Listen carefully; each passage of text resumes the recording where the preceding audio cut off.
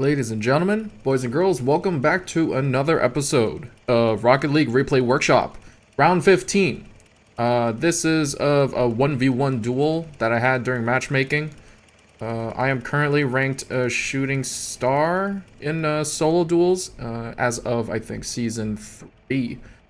And there were a couple mistakes that I definitely made in this game, but I was definitely playing a style that I wasn't really quite used to, but I just wanted to show you guys what I was doing. Mainly, I like to counteract and punish people for making mistakes, but there are a few instances in this game where I don't so much give people too much space. So namely for like my opponent, I do my best to kind of like harass them and throw them off a little bit here and there, especially towards the beginning part of the game anyway. So without further ado, let's get started with round 15. Let's go.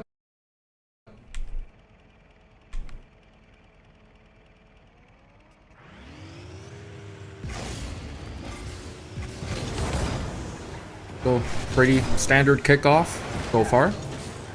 Nice bump by Big Papa just to try to throw me off. I try to do a chip, but I completely end up missing it. So I try to go for a plan B, go up the wall and flick the ball towards the net as hard as I can.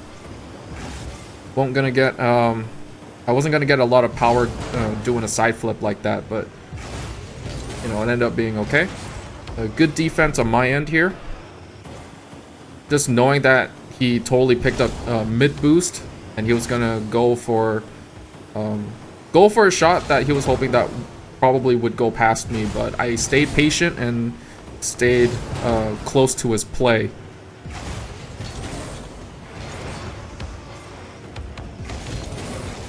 Try to get a little dribble past him. I completely bean on that flip there, trying to bring that ball towards the top left corner. Didn't quite work. So I'm back on defense. I'm reading that he's going for an air dribble. And just for you folks who don't really quite know how to defend against these. So he goes for the poke, and then he does the standard jump into the ball, and boost comes out, right? So looking at his current position now, like the ball's kind of eclipsing the general body of his car at the moment, even his name tag. And so just from this view, there's no way that he can actually get more lift on this ball because he's not under the ball anymore. He's more looking towards striking straight into my net.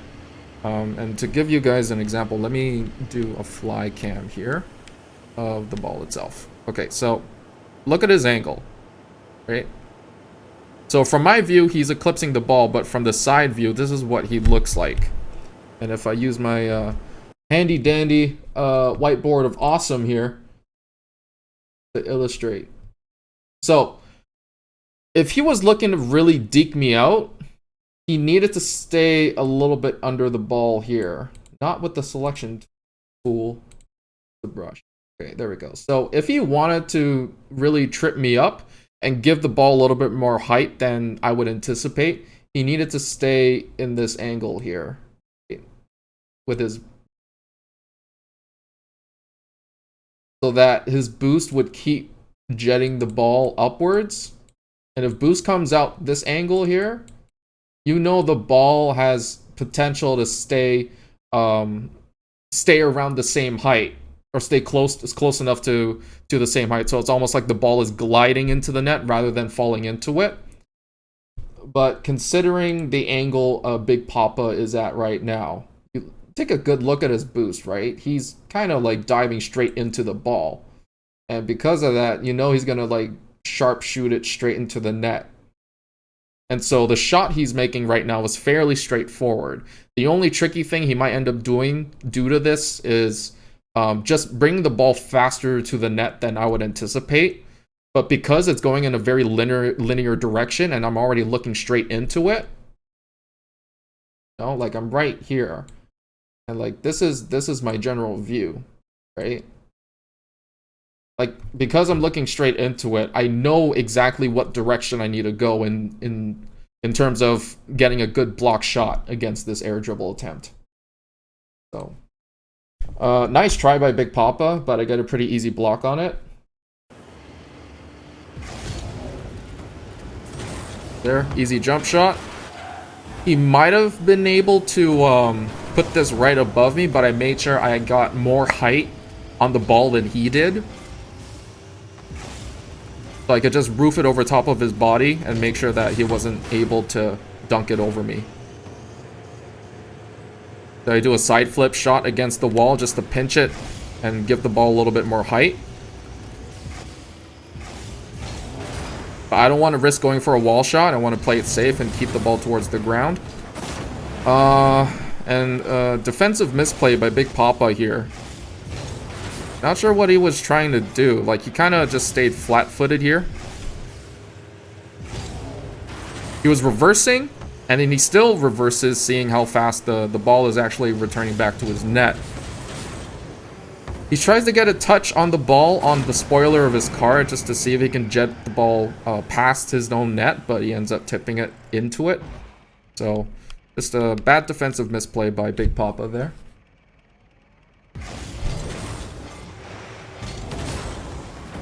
Standard kickoff. I try to get back possession there. So he returns back to the corner to pick up some boost. I poke at his defense just to see if I can find any holes.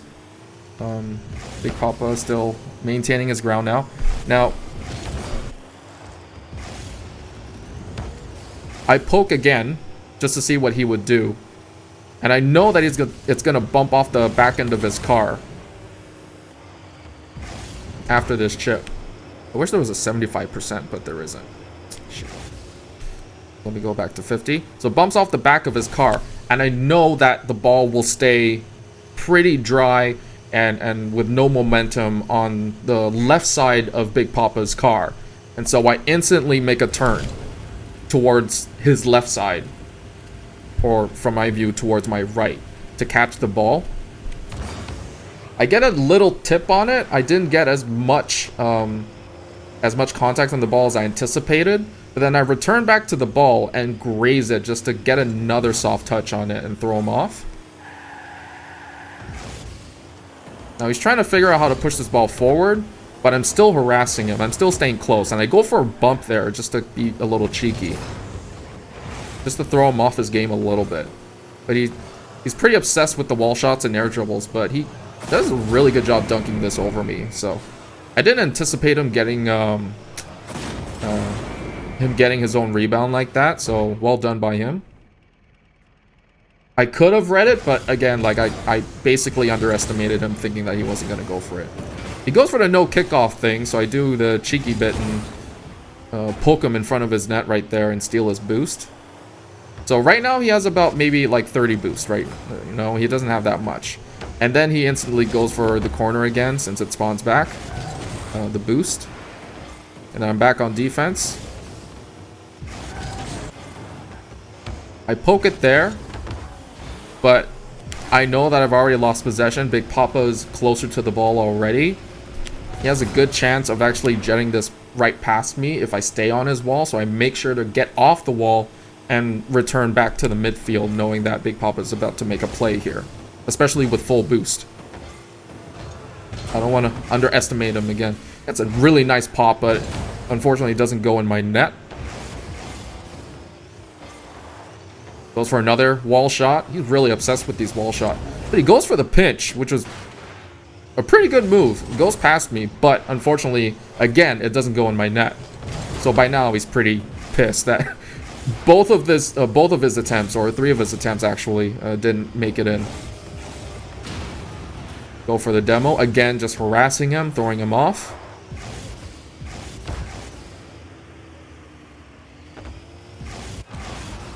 So here, I'm staying really patient.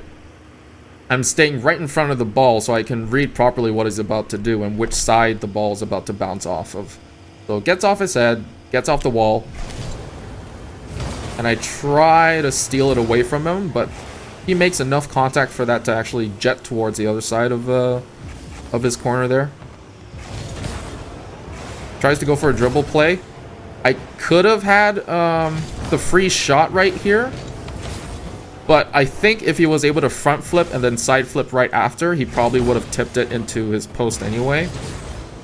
But a pretty bad play by me just to kind of like force it into the post. And for beginners out there, if you see a dude with full boost going with the ball like that, let me slow this down as much as I can. So his car had two choices. He could have stayed. Actually, let me draw this and illustrate this better for you guys. So he could have stayed on this spot, right? That would have been plan A. And if he stayed there, he would have had the potential to bring it back up the wall and go for another wall shot or air dribble or what have you. But instead, he goes to the other side of the ball and stays up here. And I know exactly what he's about to do. He's gonna try to bring it more towards center field rather than up the wall. And so I have to make sure I'm bracing and reading his play properly. And instead of my car going straight down towards my own corner there, I make sure I'm turning and staying parallel to him with my back against his own play. I'm making sure I'm turning with him just so I can stay defensively positioned for a block. Actually, sorry. Let me get rid of this stuff. Can't forget. There we go.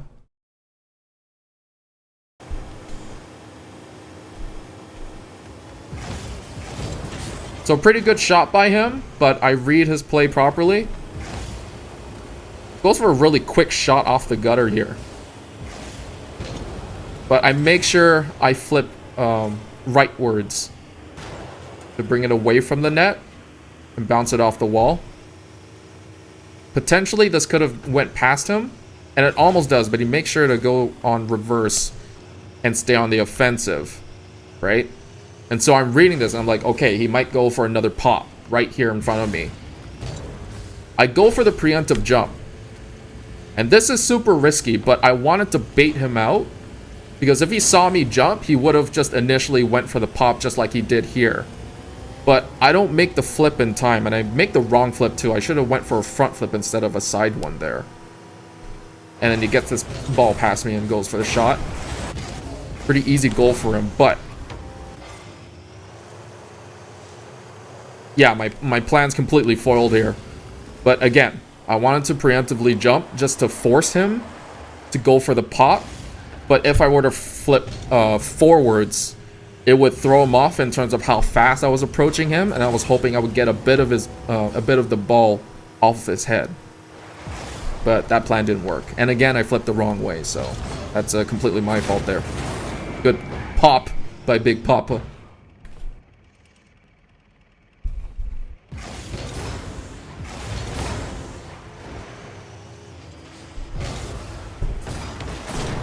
So, unfortunate kickoff goal by myself. I make sure to get that in and not waste my time there. There's only 1 minute and 30 left in this thing, approximately. A good kickoff by me. I get back the boost. He's got full boost as well. So again, staring parallel to his play. I know that's going top. But I make sure not to give up possession either. Just put this in slow-mo. I make sure not to actually go for the shot here. And looking at his car and observing it, I knew he was not attacking the ball either, because I think he was anticipating that I was going for the power clear. But I just kind of let the ball die right in front of me, right? I don't go for the clear at all. It's all mental games here. So I maintain possession. I stay close to the ball. And then I pop it towards the corner, hoping that it would go towards his net. But then he forces it in front of his net by forcing a clear, and I punish him for it. Just really bad play by him. So there's an example of me poking at his defense and finding holes in it, right? this was a very bad decision to make. Optimally, he should have, like, peeled the ball farther away from the wall, or bring it more upwards above his own net, rather than dishing it right in front of me. He could have let this die too. He didn't need to hit this at all. He should have just let the ball die, and the ball wouldn't have been in front of the net either. But the fact that he hit it brought the ball towards his own net. So again, he didn't need to touch it. He really didn't need to, because it would have been a really hard angle for me to go for the shot if he didn't touch it. Like, if he didn't touch it, well, like, looking at the way he hit it, like, it's going this way, right? That's how I'm reading it. But if he were not to touch it, the ball would have probably died around here.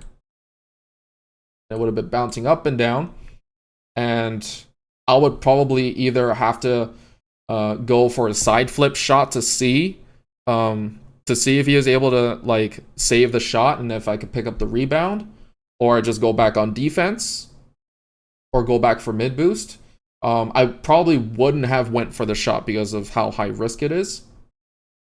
But again, just do your best not to make little mistakes like this. I know he was trying to go for the clear, but it was not the best way to go about defending his net, because it's not all about clears. It's when and how you use your clears. There's a time and place for it, and that was not the right time. Standard kickoff. I ended up winning it pretty hard. But I wait to see what his play is like. I get a little over aggressive, and so I make sure to hustle back and stay parallel to his play here. He's dribbling it.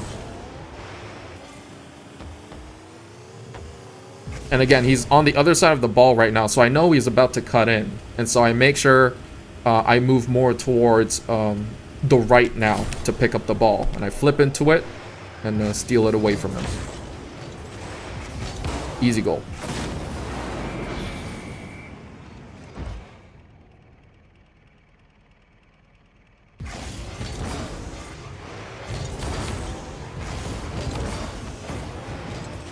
So picking up possession again. His kickoffs are probably his biggest weakness right now. The fact that I'm still able to get possession over them more than half the time. But it's alright. It's not a huge deal. It's 4-2, 35 seconds. Like, it's still, like, there's still time. He can still pull something off here. That's an example of really bad defense. I get overly aggressive and kind of cocky about it too. Knowing how sloppy his plays were starting to get as time went, I just kind of gun it straight. But seeing how close he is to the ball, he can completely deke me out, and he has full control over the ball too, because he's as close to the ball as he is right now. So he just dekes me out, I completely whiff on it, and he goes for an easy shot. Punishes me for bad defense. Don't get overly aggressive. Don't. Again, I win the kickoff. Alright, and I try to steal the corner boost, which I believe I do. Yeah. And so he needs to pick up the corner boost on the other end. I know that for sure. And then he lifts the ball right in front of his own net again. I don't get to punish it, but that was a huge mistake by him. Let me try to go back, actually. So, yeah, he just pops it off the wall right in front of his own net again. So huge mistake there. Still sloppy, right?